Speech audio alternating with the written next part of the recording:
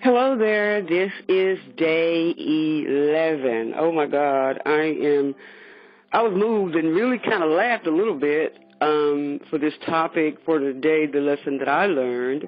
And you're probably going to say, well, how are you going to tell me about a subject like that? And you never really walked in this shoe. Well, I can tell you a whole bunch about these things because, number one, they come and they sit in my chair as a therapist, and then I actually encounter these types when I work up close and personal, or they have been a first lady in my life. So, yeah, I'm talking about servitude today as it relates to first lady in the spirit versus first lady in the flesh. And I know I'm talking to somebody. And so I want to talk about this because we've got to understand servanthood versus servitude. And many of the first ladies today who have been really overworked, and I want to say just been unappreciated, and really several of them that I've counseled have just been totally disrespected by the sheep, and not to mention the silent abuse that they encounter behind the closed doors. I know I'm talking to somebody. So you want to stay on here, you want to listen to this, and you want to say it to another first lady, because we got to look at this subtle devil that I'm going to be talking about today that's called the marshmallow controller. Yeah, I said marshmallow. As I begin to think on that and thinking about how soft we try to look from the outside when we're serving, and knowing that I consider myself, because none of us are going to be first, I believe that God wants to give a mate, a man, his wife, she's ultimately the only. There's no number there, and I know you've heard that before. I'm not the first, I'm the only. But I want you to understand, too, is that being a single woman, sold out, walking holy, ain't thinking about no husband. I believe that when God has a husband for me, he will be here, and I ain't got to look. I believe that when that time come again, it will be. But I wanted to talk to you about this marshmallow control type of character, and want to remind us, when you're doing something versus servanthood versus servitude, you're doing it because you want to. You're not doing it because, you're saying, oh, well, God called him to preach, God called him to pastor, he didn't call me to do none of that, I'm just here. Oh, no, you're the help meet, you need to go back and study help meet. You're the help meet, but that does not mean that you need to be passive. That does not mean you need to be controlling. That does not mean you need to be manipulated. That does not mean you need to be Jezebel. That means that you're there to help meet. That means you're there to serve. You're there to serve and to not have servitude attitude. That's what that means. Servitude means you got an attitude while you're serving. You want to move in the spirit of the, not the flesh, but in the spirit as demonstrating servanthood. So I'm praying I get off at the time I'm supposed to get off here, but I want to share this, that God has called you to serve somebody. And when he's called you to serve somebody, that first service begins at home. And from a living testimony, many of us are so blessed and highly favored and so super spiritual that we don't even know how to have a balance to be able to understand that your first ministry is going to be your husband if you're married and your children. I don't want to preach. We've got a lot of children that's hating the church today for that reason. So God has called you, yes, he has, to serve your mate if you are married. He's also called you, whether you're single or married, to know how to be single Sunday with God. When many of the people that are married today never learn how to be single. And this is the reason why it don't work. You need to learn how to be single in the Lord first before he be able to give you your mate. Because as long as you've got these old soul ties and old issues that are still hovering over you, you can rest assured that marriage is going to be in trouble. You can rest assured that all the things I just described, that servitude versus servanthood, they are going to manifest. So who are those, Dr. Murphy, I'm supposed to be serving then? And who are they? And how can I serve them better? And what kind of attitude versus the spirit do I need to serve them, Dr. Murphy? Well, first of all, you need to serve them with diligence. That's number one. You need to serve them with the understanding that they are somebody, and they're not there just to be a slave for you, and that they're there, that you that are promote them in the spirit. That's what we're designed to do as leaders, to graduate, to raise up sons and daughters in the spirit. And so diligence right away means that we need to pay attention to those that God has assigned us to, that God has put in your life. God has given you this mate. And so let's slow it down here and let's talk about things that we need to understand concerning the spirit. Well, as far as the spirit is concerned, in Galatians chapter 5, the fruit of the spirit is listed there. Love, joy, peace, long-suffering, gentleness, goodness, faith, meekness, temperance, and he says, against such there is no law. Now, and it goes on to talk about, and they that are Christ's. That means that you belong to Christ. They have crucified the flesh with the affections and the lust. And it says that if we live in the Spirit, let us also walk in the Spirit, and let us not be desirous of vainglory. That means don't be prideful or provoking one another, and envying one another. But it's sad that we have sheep that are very provocative and very pushy, where they're there always up in your husband's face, and I always got to want to make an appointment with your husband. You better hear me. You better make sure that you're in that room. Some people, I totally trust my husband. But I'm telling you right now, the cases over the years that I have counseled, when they thinking that they trusting their husband, they in there got their tongue down their throat. They in there rubbing their thighs. You better hear me. I'm not here to give you some horrible news and some things to be insecure about. No, I'm not. I'm here to ring your bell that you know that a lot of the counseling process that you may be doing is out of order. You need to make sure that you have a witness in that room, especially if it's a woman. And today it doesn't matter. It could be a man. He may be in there kissing her. I'm just going to keep it real. Same thing, her too. Well, anyway, let's go ahead on and talk about this servitude versus servanthood, and understanding this marshmallow type of mentality. First of all, we got to understand and realize the will of man determines his character. And the decisions that they make and the actions that they take will either further the kingdom, or it's going to further, the kingdom of God, or it's going to further the kingdom of hell. And so we got to know that's why a lot of churches are spiritually infected, because they don't understand, she don't understand her place. And she keeps saying over and over again to the sheep, now he pastor, honey, I don't have nothing to do with that. He's all pastor, everything is on him, I don't have nothing to do with that. No. That's what they want to hear. They want to hear that you ain't got nothing to do with it when they say they want to talk to you. You ain't got nothing to do when we ask him, can we do this? You ain't got nothing to do with it.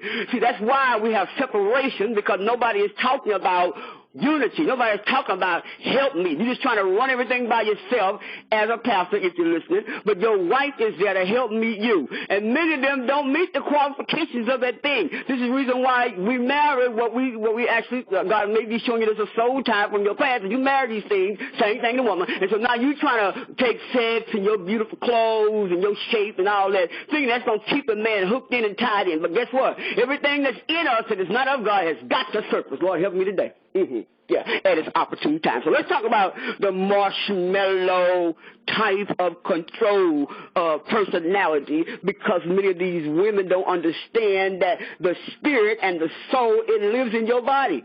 And so to control a man's body and to get this person to do the will of the devil, he's got to control your will. And so the will is part of our soul. And so if the soul is going to be the mind, the emotions, and the will of man, then these are the two avenues to the will. So guess what? One way through this person to get the devil to use them is going to be through their mind. And then the other way is going to be through their emotions. And so the way the devil works, he wants to try to control your actions by deceiving you concerning the truth. And so if you believe that this thing that you're saying that I'm not helping me, he'll let me do nothing, I don't care, or you don't want to do this and that, or you're trying to be undercover controlling because you think that things go a certain way because you have done all you can to push him up, and if it wasn't for you, having a prayer team and singing and putting the women's group together, that the church wouldn't be nothing. God help today. You better hear me. God built the church. If you're a part of that with your spouse, then you need to understand your help me position, and you need to come out of this spirit that's called the passive controller, that's called the marshmallow controller. See, most people don't realize they even have this fatality of this type of spirit until this thing has gotten completely out of control. And so we got to look at, are we passive? Are we aggressive? Are we in servanthood? Or are we in servitude? And so these people who begin to exercise this because they have been hurt or emotionally tormented or, how they say, verbally abused, oftentimes they feel like they're the victim when really nobody really knows it's them that's the perpetrator because they're so smooth at it. Lord, don't let me preach here. And so I want you to take just a moment and look at yourself in the mirror and think about where are you concerning this message. You got to face this. Look, some of the nicest people, and I know that's you, let's listen. Some of the nicest people we know, most of them are very effective in being passive, because they just want to be that sweet first lady. And it's true. These type of marshmallow controllers, they're sensitive, they're very sweet, they're very compassionate, they're loyal. And then as an underlying and current type of episode that may appear, Now they become controlling, and they thinking that they just trying to make sure that they get things to go. But as an understanding, we need to know that everybody that's going through these types of emotional seesaws is because of what's going on in the house before they even get to the church, before they even do church, before they even get to even see that they even are called to a church. It is about the individual in the soulless realm. What's going on you with that person emotionally, sister?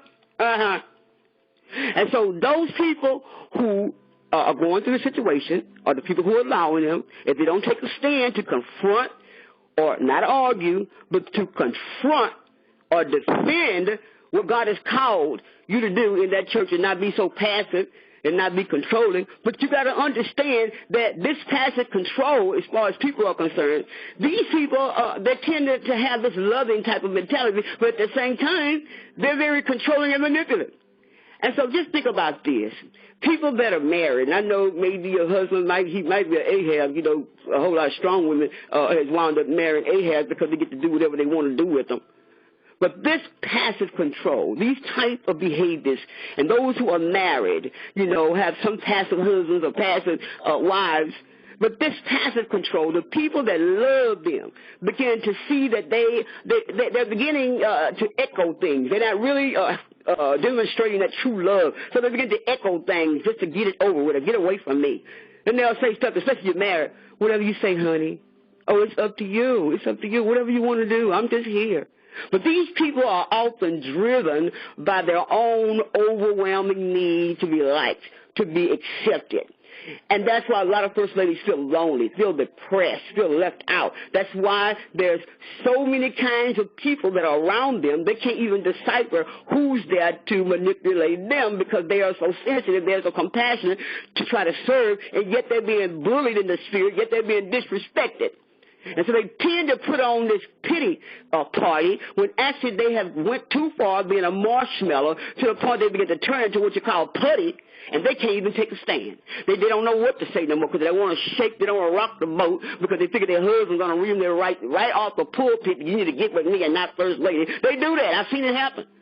But when these type of marshmallow controllers are confronted with any situation where something needs to be done, and they either don't want to do it or they don't like, you know, what has to come along with those capabilities of things that they need to know how to do, they may not know how to do it, rather than risk the relationship with those that God has given them to their hand, these women or these young girls, they will simply agree with whatever it is, and later on, they don't even follow through with what they're agreeing with. And this is why we have this subtle type of marshmallow, you know, soft, chewy kind of way till you decide you ain't swallowing no more. And so we need to look at that these marshmallow controllers, they protect the areas of insecurity by doing things, and then they start to force or slave drive others to pick up the slack for things they know they weren't going to do in the first place. This is a horrible spirit.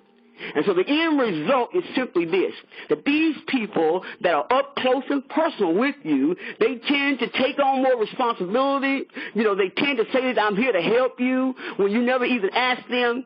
And from the safetyness of the safety net, or what a servitude should be, of their non-aggressive posture or their behavior, they become soon emotionally lazy. They don't have nothing to say. Whatever you say now, they're a robot. They become emotionally lazy. They much rather ride on another person's victory or another person's, how they say, you did a great job or honor, than to have any strength on their own. They want to ride like Ahab did with Jezebel. He want to ride on all of her accomplishments. And so when all is said and done, this is what they do. They get what they wanted all along because you become this marshmallow kind of first lady. You got everything you wanted, but yet you still don't feel free. What a shame. It really, really is a shame. See, what happens is this type of mentality, this type of fleshly, not spiritual behavior, it becomes a liability to the pastor and not a benefit to those that you say you love, those that you say you care about. You begin to avoid these hard places and these relationships. You start to bring out those things that's of the flesh and not of the spirit. You start to monopolize the relationship, or they begin to be undercover and monopolizing you. And so I'm telling you right now, look at the fruit of the Spirit. Look at the real truth of the matter. The Bible tells us, according to 2 Corinthians 4:3 and 4, that, but if our gospel be hid, that means you can stay undercover all you want.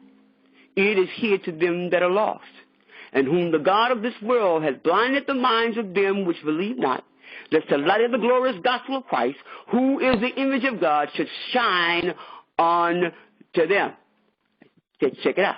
Without the knowledge of the word of God and left to your own reasoning, you will walk into the snares of the pits of hell before you know it. The devil wants to keep you in bondage of your silence. He wants to keep you in bondage of the thing that's servitude rather than servanthood. And so you got to know that Satan can turn a lie or manipulation into something that people want to believe that is you and it's not. It's going to make you believe that lie. And it is the truth. You need to cleave to it and set your power and your authority upon it. And it will bring forth the issue that God is trying to bring out of you so that you can be in servanthood rather than servitude. Well, I stayed on here longer than I wanted to, but I do know one thing. If you just remember to check out the mirror that I talked about earlier on, look at it and ask yourself, what do I need to get myself together about? Look in that mirror and say, what do I need to make sure that I'm not echoing or etching out that is not of the fruit of the Spirit? Where am I moving in the flesh? How do you really see yourself today versus yesterday's servitude rather than servanthood? God bless you. I pray this message bless you, and hopefully later on God will say something else. But I truly was moved when he told me to talk about servitude, First Lady Spirit versus First Lady Flesh. You can pass this on because I know God is speaking in this hour concerning these issues that where you're soft at means you need to be strong. Where you're strong at, maybe you need to tone it down. So God can show you how to be a helpmeet to your husband and to show you how to be an effective mother in the Spirit. God bless you.